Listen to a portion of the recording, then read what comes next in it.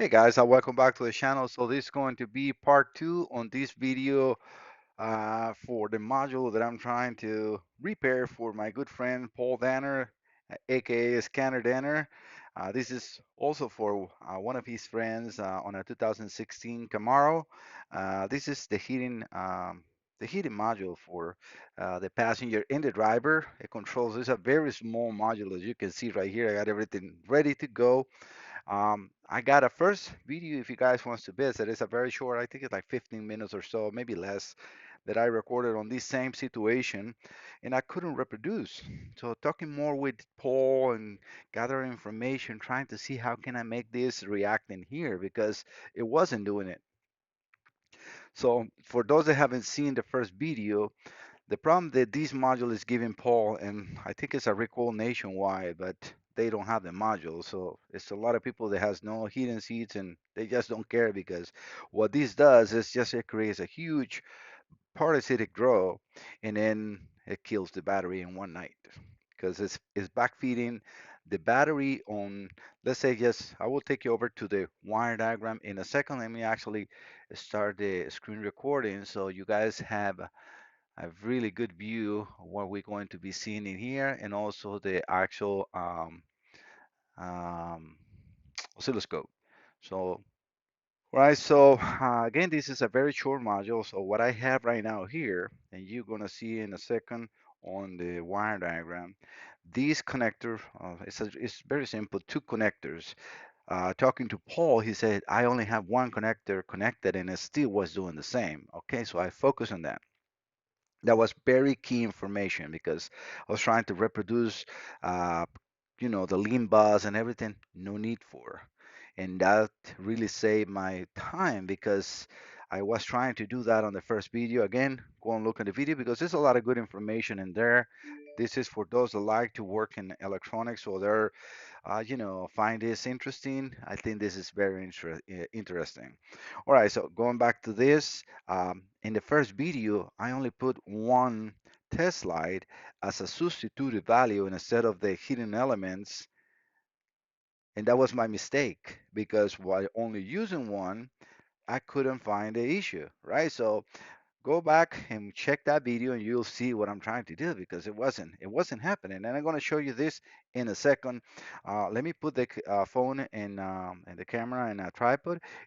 All right, guys, as you can see, I changed now the look on the camera position again. So looking at the diagram in there, you will see that I have a red cable that will be battery, and you'll see in a second on the oscilloscope, I got the nodes of what I have connected here. So pin 7 is battery, the battery feed coming from this fuse.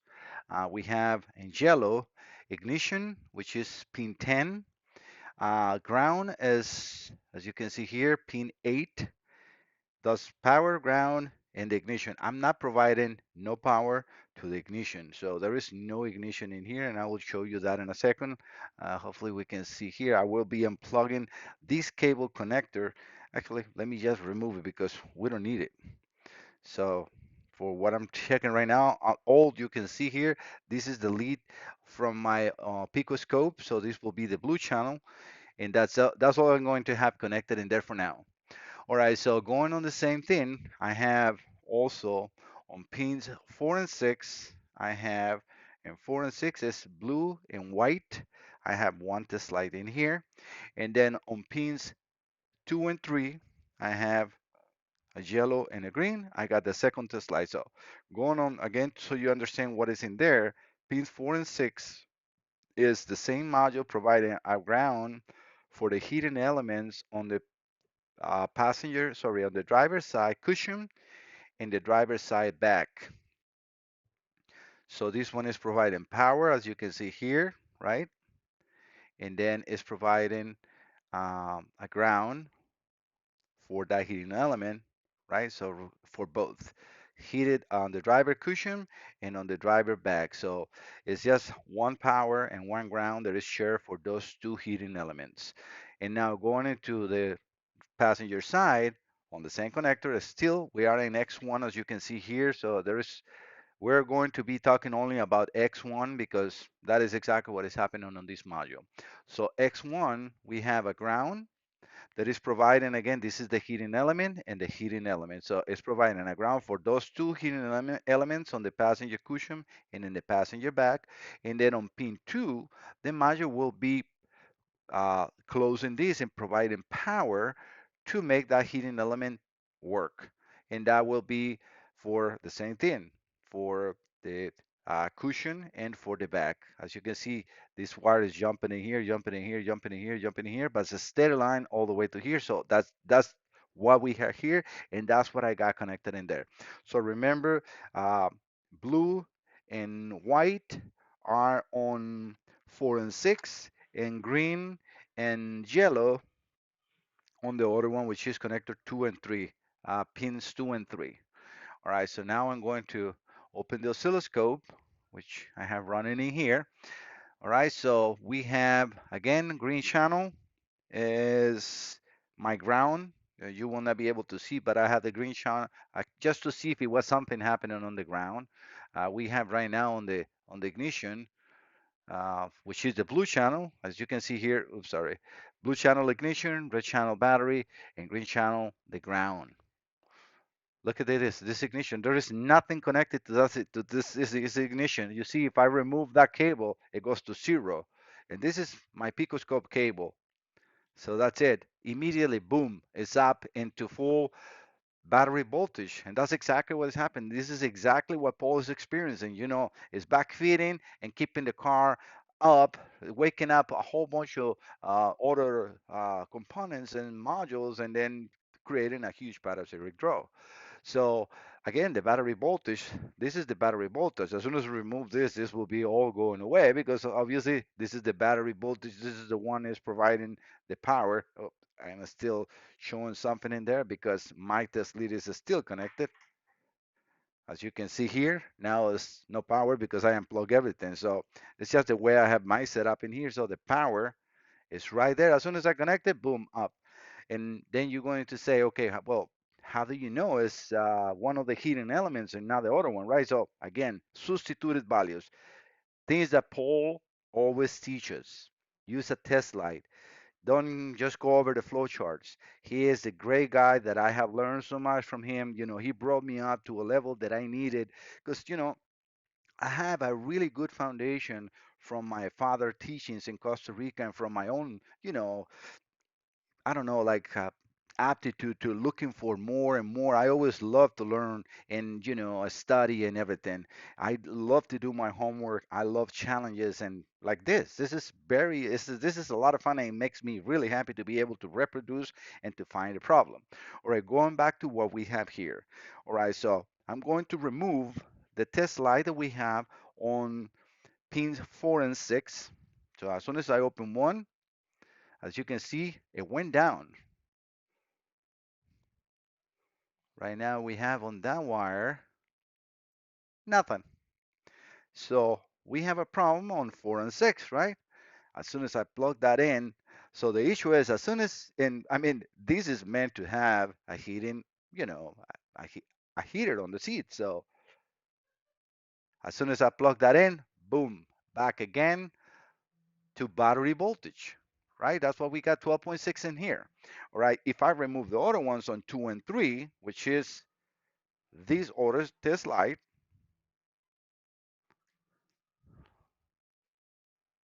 actually, it's now doing it with both. Hmm, that was not happening before.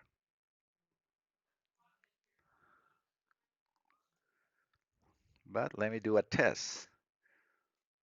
If I unplug both of them and I plug just this one, so I need both of those test lights to be in there. You see what I mean? Is I was using just the one. Remember what I said the last time?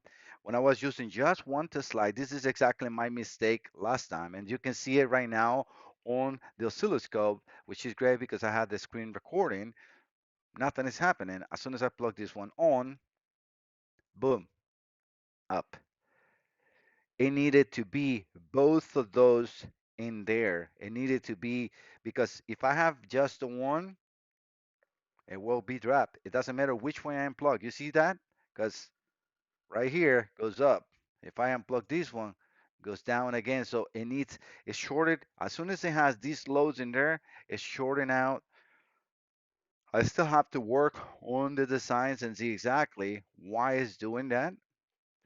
That is definitely, uh, not a bad ground because as you can see, and that's what I'm monitoring right now, the ground, which is really important because that's all we need in here, right? The module is providing a ground and a power for these two to come on. And we can also see that the heatings are not worker.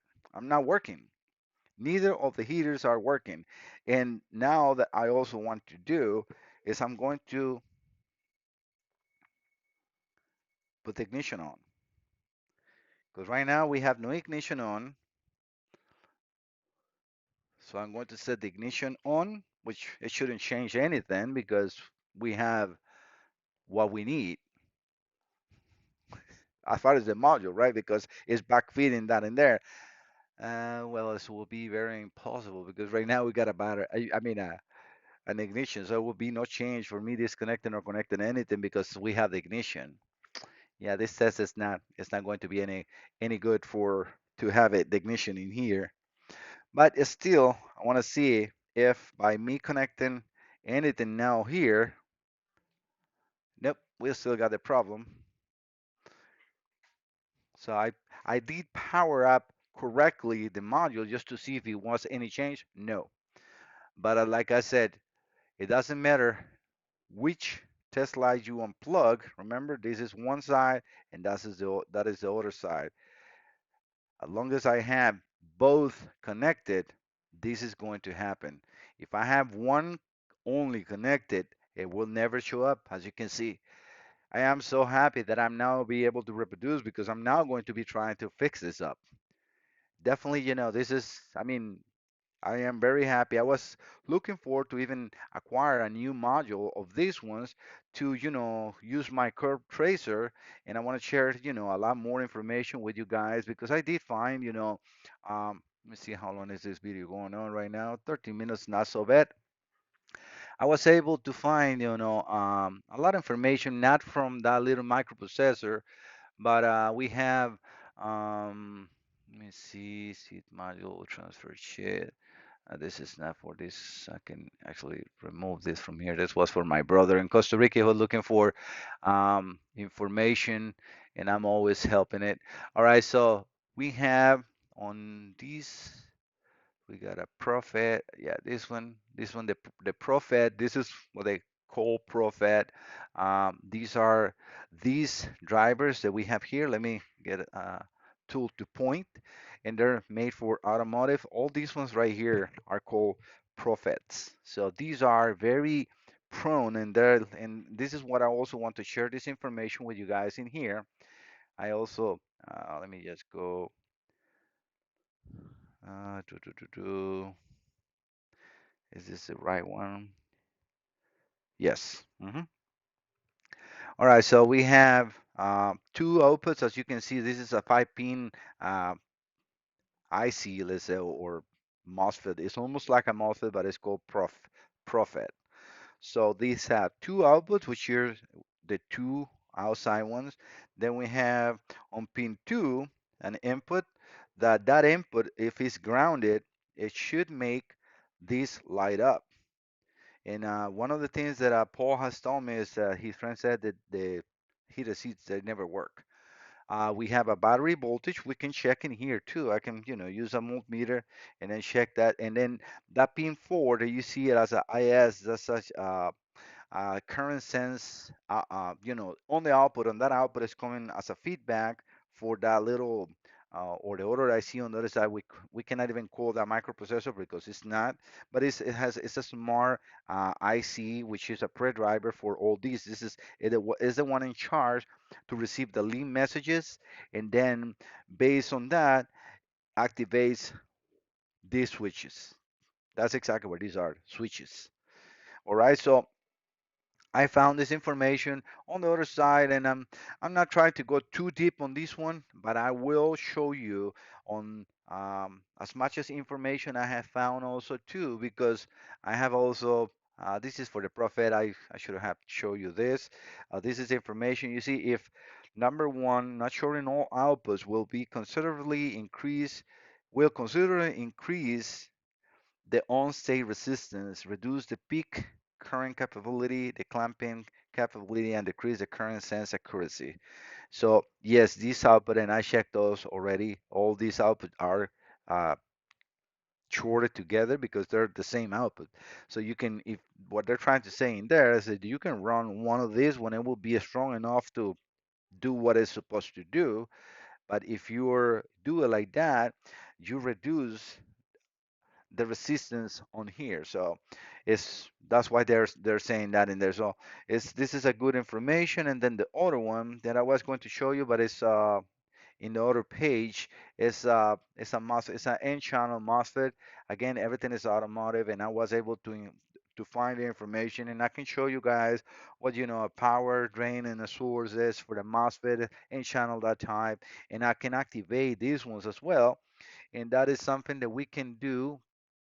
I would like to try that because I can provide a ground through here because reading the information, it says that those are activated by grounded. So if we see it says that input activates the power switch if shorted to ground. So, and that will be on pin number two. And pin number two, this is what I'm a little worried about doing it with this because even though I have my glasses on, my vision is not the same, and they're so close together that I don't want to, well, it's already bad, but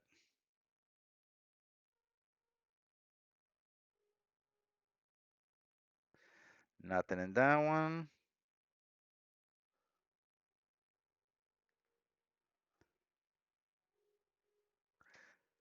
nothing in that one either.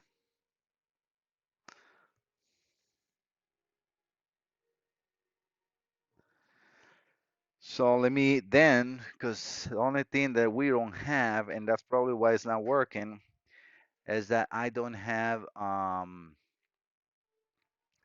ignition. Even though we are feeding the power, or not, we are the module in this case is feeding that. So we know that we got to do pin two just to make sure activates input. All right. So let me just do. Actually, you know what, guys? Let's do that on video number three, like that I'm better prepared to do that. I have very specific and very good tools that I can use to not short anything out, and I will show you the testing on these prophets that I can do, powers and grounds and the signal and everything. But to see what we find. So that will be part three. Again, on this very interesting case that my friend Paul Danner, Scanner Danner, has brought to us, and we're working in conjunction. We're going to be doing this video together, and he's going also to present it over to his premium channel and everything. So if you haven't subscribed to Paul, you have to. This is his content is unbelievable. So go ahead and look for his premium channel because he really deserves everything that he does is just magnificent. It's very, very, very good. All right, guys. I don't want to take much longer of your time. This is just what I wanted to reproduce this time and share with you. So stay put. Video number three, if possible, to repair this, I will be doing a video number three, and this is 100% the problem. So no doubt about it. All right, guys. Thank you so much for visiting the channel. I will be seeing you next time. Bye bye.